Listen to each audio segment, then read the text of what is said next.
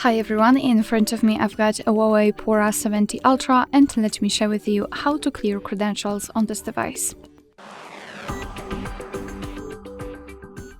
So let's start with opening the settings. Let's tap on them.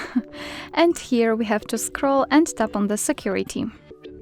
Now let's scroll down to find more settings and enter encryption and credentials. And as you can see at the bottom of the list, we've got the option we're looking for, so let's simply tap on it. So delete all credentials and tap on delete to confirm.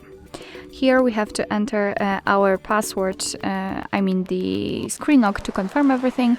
And as you can see here, we've got this information, which means that we just successfully removed all saved certificates. Alright, so that will be all. Thank you so much for watching. I hope that this video was helpful, and if it was, please hit the subscribe button and leave the thumbs up.